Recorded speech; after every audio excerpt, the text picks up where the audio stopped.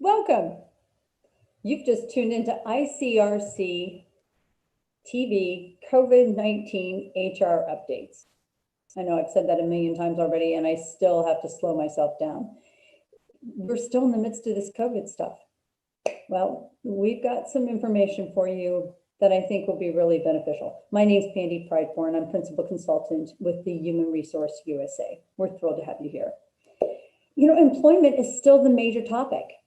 Everybody's so COVID fatigued. We don't want to talk about the masks anymore. We don't want to talk about taking temperatures. We don't want to talk about any of that stuff anymore.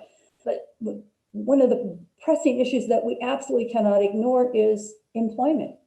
So what we thought we would do today is actually talk about obtaining those employees, because we think we've got it all figured out, and then we suddenly realize that the candidates that we're after, or the prospects that we're trying to attract, have a whole different way of looking at things now. They've been on this unemployment, they've been on the extra incentives, they've kind of actually enjoyed the furloughs to an extent.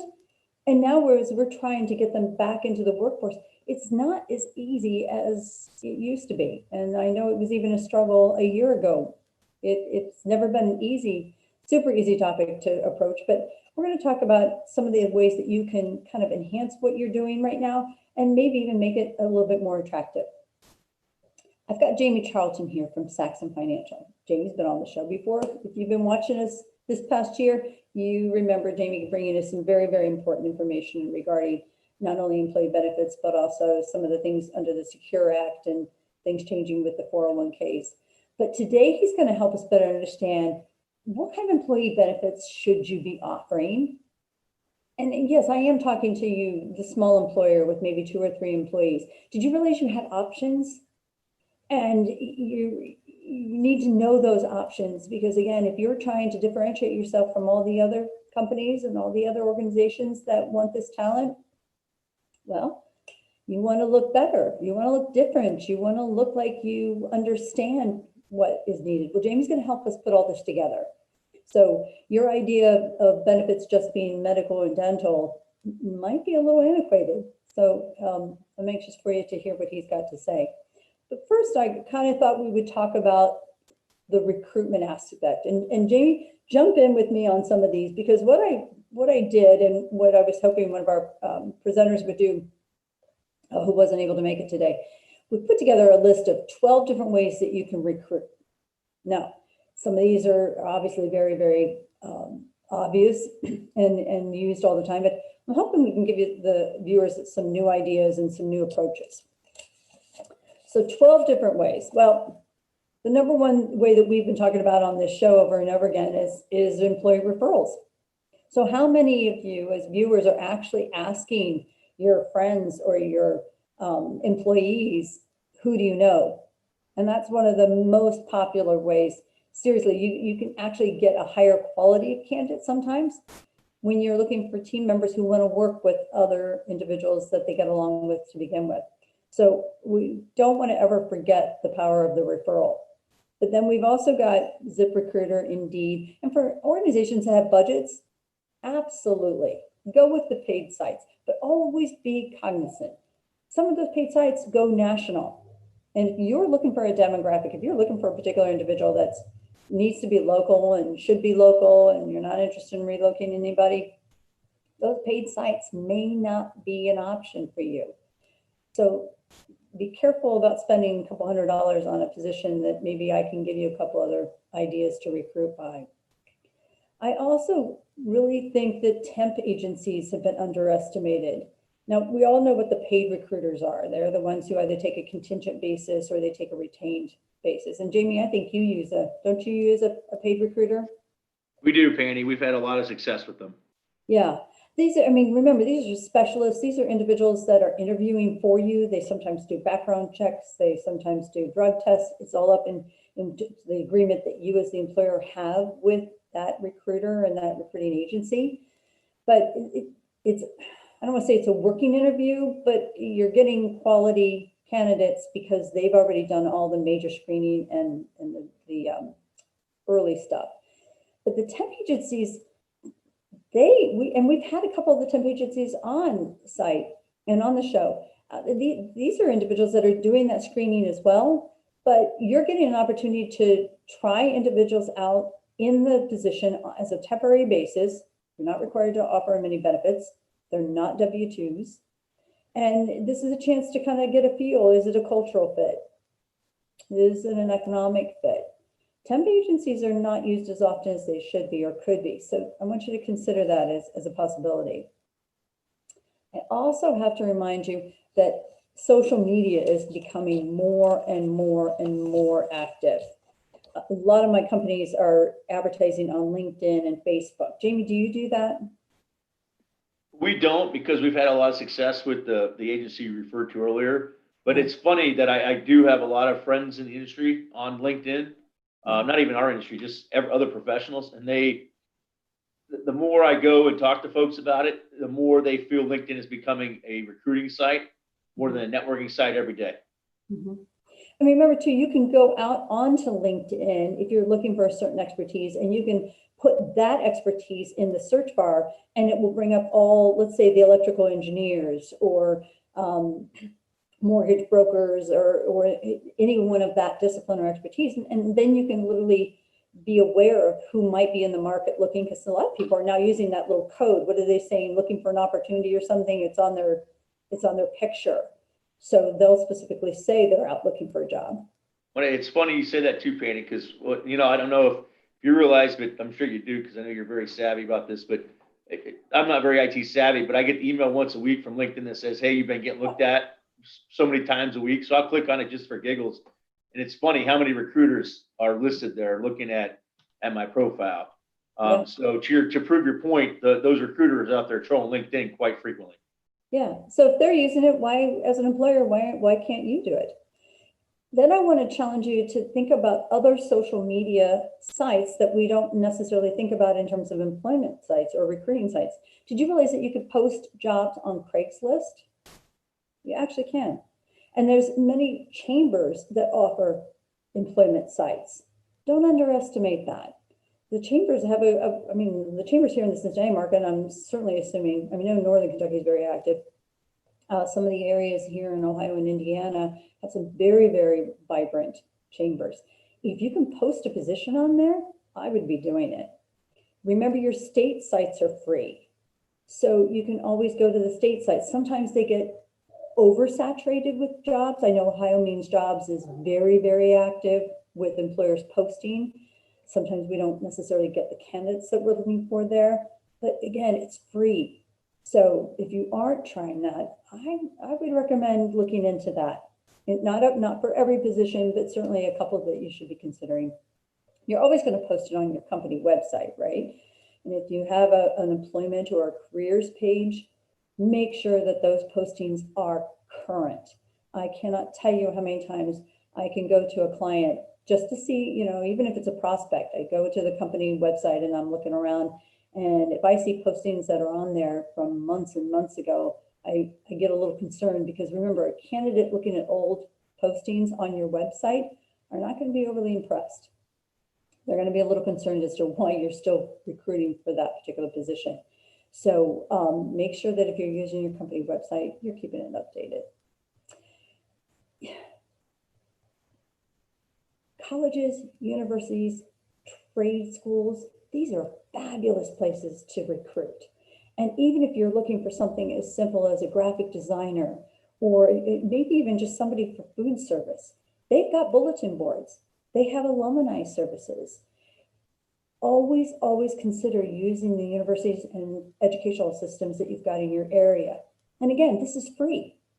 Contact the job placement center or the job placement office and just ask them, what do I need to do? Some of them have forms, some of them you have to register for, but either way, it's well worth the effort. And again, I'm not bashing any of the recruiters, but if you can do this for free, try it.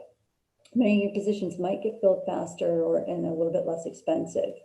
If I can piggyback on that real quick too. Jump in. Sorry about that. We do, that is one alternative we look at other than the agents we use as interns.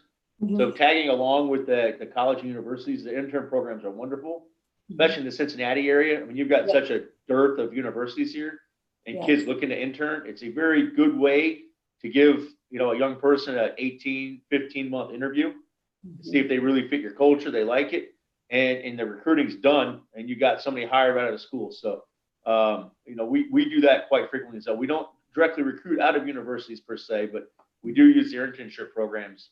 It's very affordable, and you get to test drive the car, so to speak, before you buy it.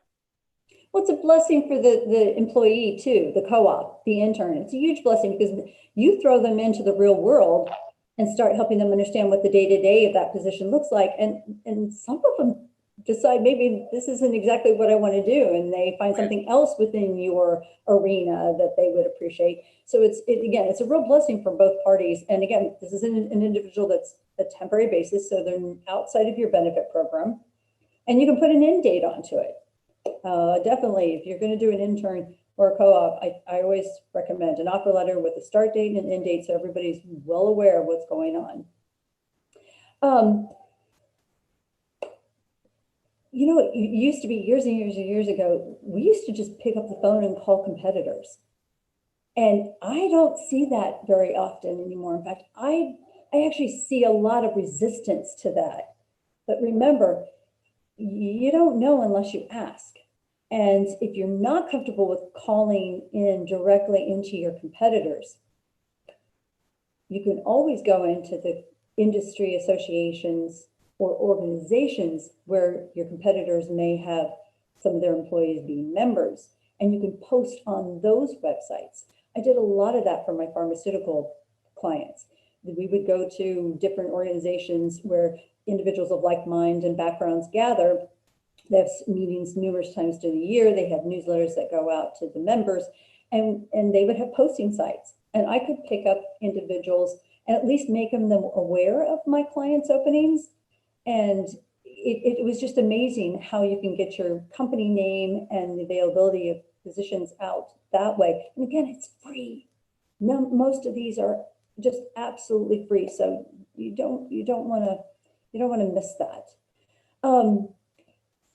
My last recommendation might be a little unique, but here in the Cincinnati market, and I'm fairly certain Columbus has one as well up in that area, there are groups that meet to help each other in the outplacement process. Now, there are outplacement companies, and if you can tap into some of those, they do normally have a charge.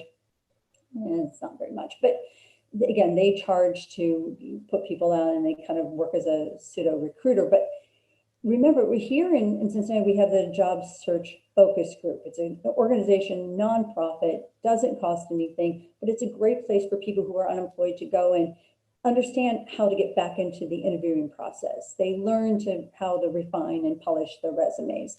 They do the networking that they haven't maybe done while they were gainfully employed. And this is a wonderful place. I mean, this particular organization is just fabulous because you can get incredible talent from some of the biggest employers in this area. So unless you're just not looking, I'll bet there's one there in your particular area, not knowing what state, and you might be really surprised at the type of individuals you can meet there. And while you're doing all this networking, while you're doing all this connecting with all these organizations, remember, always ask, who do you know? Who do you know that might be looking for a position? I had a gentleman, it's interesting, Jamie, I had a gentleman who I'm linked in with. I don't know him personally, but he sent me a message yesterday and said, hey, we're looking for a couple of people with great leadership skills and great organizational skills. Do you know of anyone? Well, we had a nice little short conversation. Turns out his positions are 1099 and don't offer benefits. So the acquaintances that I know of that are looking for jobs right now weren't necessarily interested in it, but he now knows that he's tapped a resource that could certainly possibly help him if I know of somebody with 1099.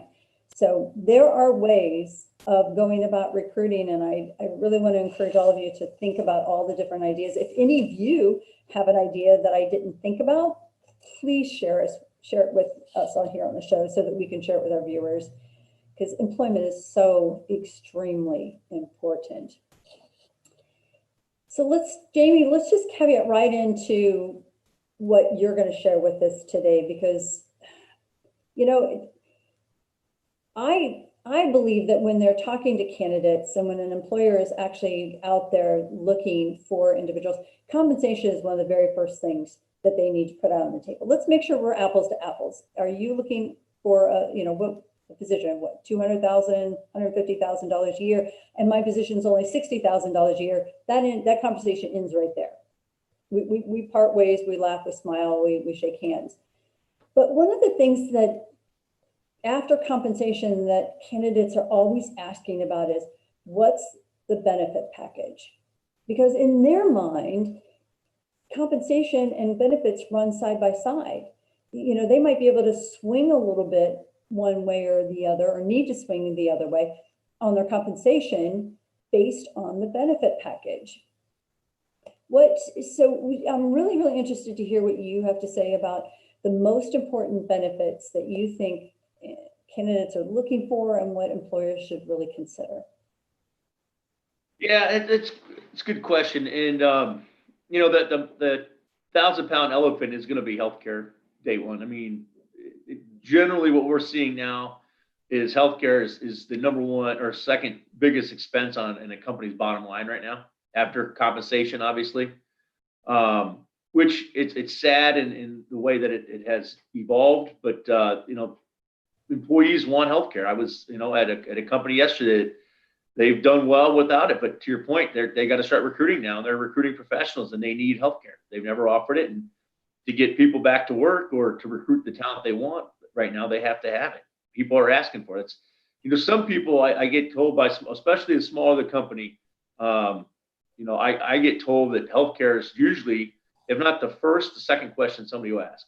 I mean, to your point, compensation, but if they know the compensation is there, they'll automatically ask about healthcare. Or if they're in a competitive situation, it's funny, Penny, you and I have a mutual client that I have a call with today with the recruit they're trying to bring over, and that recruit's main concern is, what's the benefit package?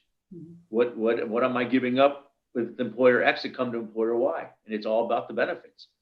So as I refer to her, mother health rules the roost. But she's not the only thing that's there. A lot of employers get tangled up in healthcare because it is the news getter. But there's so many other options that you can provide to employer or to employees or recruits that even if you don't have the most robust health plan, you can pretty it up by putting other ancillary benefits around it. Ancillary benefits meaning dental care, vision care. It's amazing. I go into these clients all the time, and their employees are more concerned about dental and vision. And I kind of chuckle to myself. It goes to the vanity of our country. But in my opinion, the most important benefit after health is disability. Mm-hmm. Because if you don't have disability insurance, and God forbid something were to happen to you off the job, now obviously you have workers' comp to help with on-the-job issues. But if you don't have disability, which we're going through right now with COVID, if folks do go out long-term, God bless them, with COVID, do they have that protection behind them to help if they're, and what I'm talking about is going out, is if they're ill enough not to do the 14-day quarantine, but have to be in the hospital for a month or 2 months, or, they're one of the unlucky ones that are in the hospital for a long time. Do they have protection for that? So disability, that's the biggest one we don't talk about. So you can spice up a benefit plan, especially for those folks who understand what disability is, or rely a single source of income family, rely on that only source of income. Disability is a huge benefit. And it's one of those thankless benefits that nobody thanks you for as an employer until they need it. Dental and vision, we get it. We like it. We want our teeth pretty. We want our eyes checked. We want the coolest pair of glasses out there. We want our kids in braces. Get it. No problem. But, if you can't pay for those coverages or those braces because you're out of the job, not talking about unemployed, you're out because of a disability. And the funny thing is, when our parents were growing up, disabilities weren't as prevalent as death. And what I mean by that, and I apologize for my callousness, been in the business too long. But what I mean by that is the things that used to kill our parents don't kill us anymore. The number one example of that is cancer. Cancer is still a terrible disease, but more and more people are recovering from cancer, or they're able to come back to work part-time because cancer treatment has gotten so good that you might be out a week to get chemotherapy, and then you're well enough after a weekend to come back for a week and then go back out for a week. Well, that's considered a disability. because you're losing part of your income.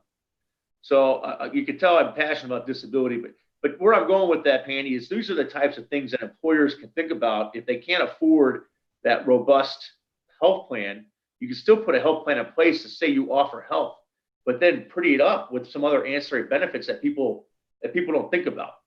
We think about health, the way I look at healthcare, and I tell clients this all the time, the only constant cost that an employee is going to have in healthcare is their premium. So every month, an employee is guaranteed to have whatever amount of money that employer chooses to pull out of their health or their paycheck taken out. $100, $500, whatever it is. I know as that employee, that's my guaranteed healthcare cost for the year. I can budget for that. Statistics tell us 85% of us in this country are going to use less than $500 a year in healthcare. Wow. But our number one concern is that deductible. My deductible is too high. My deductible is too high. You know what? You can have a $5,000 deductible. 90% of your staff's not even going to know they have it. Because guess what? If they have a copay to see their primary care doctor or a specialist to see their specialist, copay, an emergency room copay if they have kids. Hopefully they don't go to the emergency room. We're trying to get them away from that. Urgent care copay, which is lower than your emergency room copay on purpose. Now, a big item that's come about because of COVID is telehealth. Telehealth has been around for 4 or 5 years, but nobody's used it because nobody wants to do what you and I are doing right now with a doctor. Get on the phone and talk to a doctor and say, Doc, I've got this problem. I got this problem. Help me out. Well, with COVID, nobody wants to go to the doctor and sit in the office for an hour just to wait with a bunch of other people around. And or before we really figured out what COVID was, doctors weren't open. So we became very accustomed to telehealth. So again, where I'm going with that is you can put that high deductible in play, but give everything that most of your staff's going to need in a benefit that keeps your premium low. That employee is going to realize, okay, you know what? My constant, which is my premium, is lower. I don't even realize I have a $5,000 benefit because I'm not even touching that deductible. I'm sorry, $5,000 deductible. I'm not touching it. So there's all different types of ways that you can structure these plans, and I think we've learned a lot about prior to COVID, but I think COVID's really brought that focus in. Well, and JB, clarify for our viewers too, when you're saying that an employer can offer these benefits, these don't have to be paid by the employer. They can be voluntary or a shared expense. And we're talking about short-term disability, long-term disability. So there are some options there in terms of what's affordable, correct? You hit the nail on the head, Pandy. That's my favorite word in benefits is voluntary. Yeah. Employees just want access to the plan because as an employer, you are providing a discounted premium versus if an employee went out on the market and tried to get disability or life insurance. So because you're part of a larger buying group, you're offering that employee a discount on premium. You're also offering that employee ease of getting access to care or to coverage. If you ever try to get disability on your own or life insurance on you, you know, they got to poke and prod you and do a physical. Well, with life insurance and disability insurance as voluntary products or employer paid, whichever route you want, there's guaranteed issue amounts. So all you have to do is check a box on your enrollment form and you have disability coverage. You have life insurance coverage. You're done. So yes, to your point, employers can offer it all day long under the voluntary tag. Yeah. Employees are going to pay $20 for dental or $5 for vision. They don't mind doing that. They just want access to that. So to your point, yes, you can add a robust benefit lineup under the voluntary term all day long. It's one of my most favorite words in benefits that doesn't get used enough. Now, you and I both have been exposed to these extra benefits like pet insurance and major medical and all.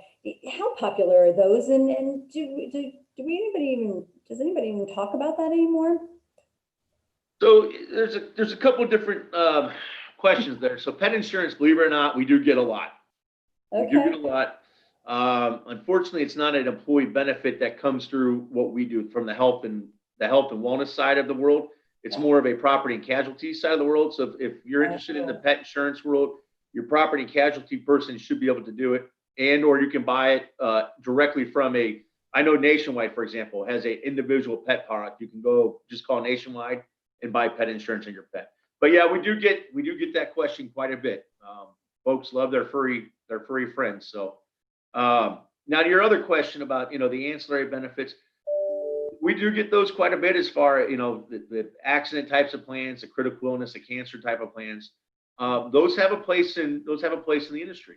I'm very high on them if they're used the right way. Sometimes they're oversold.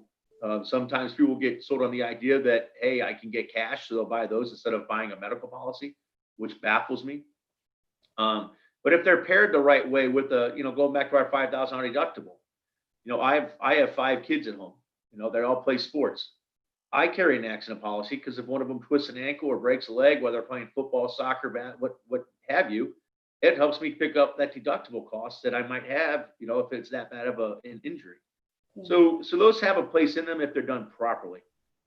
Generally, what we'll see is sometimes they're just oversold or sold the wrong way, but they do have it. And then you have your mini, what we call the mini meds in the industry, or MECs, the modified endowment contract, or sorry, I'm thinking life insurance there. Minimum essential coverage is what a MEC stands for. But it's basic. It's just covering the essential benefits that the ACA says you have to cover, the 10 essential items. So again, as a consumer, you have to be very careful because, to your point, Penny, there are a lot of products out there.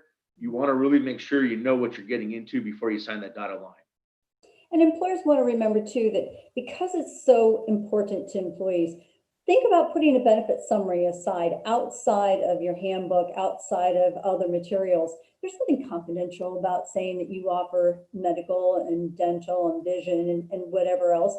In fact, I even recommend to my clients, look, don't even put the carrier's name in because it may change from year to year.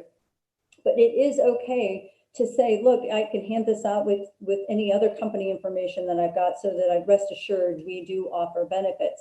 And your benefit broker can help you with that. A lot of the information is going to come from them anyways on how to present that type of information. We're not talking giving out the plan descriptions or the plan summaries. We're just talking about just a little brief overview. And more importantly, I want to just remind our viewers, don't be afraid to ask about benefits. This is a really big time period for you. If you're reviewing your benefits here for fourth quarter for renewal January 1, ask good questions, and every question is a good question. This is very important to your employees. Yeah. Sorry, go ahead, Penny. No, go ahead. I was just going to say, and you're exactly right. I mean, you want to be forthright with these folks because everybody knows how much it costs to hire an employee. And if that starts on the wrong foot because they felt like they were misled or they don't like your benefits, it's only going to be detrimental to both of you. You'd rather be upfront, tell that person what your plans are, and if they like it, great. If not, then you know what, it wasn't meant to be. But it'll save you a lot of time and hassle getting that person onboarded. I mean, that's your specialty, Fanny. So I mean, you can speak to it better than I can, but it'll save you a lot of grief. So I am a big believer, again, that prospect you and I are working on with a mutual client. We got permission from the prospective employer to allow that employee to go into the enrollment system that we use with them, their electronic enrollment system, so he can walk through what benefits are being offered to that group and see what's there and what the cost will be to him as a future employee. So the more transparent, especially in this time period right now, I think it's especially important. The other one thing I want to hit on real quick, we've gotten a lot of calls on, especially with COVID, is EAP plans or employee assistance plans. You definitely want to make sure that you have one of those available. A lot of people right now, given the situation we are in with COVID, a lot of mental concerns out there right now. And EAP programs are very strong towards that. To Penny's point about voluntary benefits, most of your voluntary carriers, ancillary carriers, do offer EAP as part of their services if you do enroll in those products. So, if you don't offer an EAP right now, I would certainly look into it because it is a benefit that a lot of our clients have called about. And, thank goodness the carriers we use have those available. But that's a mental illness right now is becoming more and more prevalent given the situation where just the situation of the country right now. So I would encourage you to review your EAP plans. If you don't have one, certainly pick one up. And that's extremely good information. Thank you, Jamie. Thank you. Thank you. Thank you. Thank you. Remember, if you have any questions about what benefits are available or what's possible, it doesn't cost you anything. Give Jamie a call. Just what's your email, Jamie? It's right there on the screen there. It's jcharlton@gosaxon.com. There you go. Thank you so much for joining us. We've run out of time. My name's Pandy Pridemore. Principal Consultant for the Human Resource USA. Join us here in 2 weeks at our next show. We will go back over the changes to your employee application. There's some things you need to be aware of as you're doing your recruitment, and there are some changes that need to be made. We're thrilled you came and spent some time with us. We hope to see you again in 2 weeks.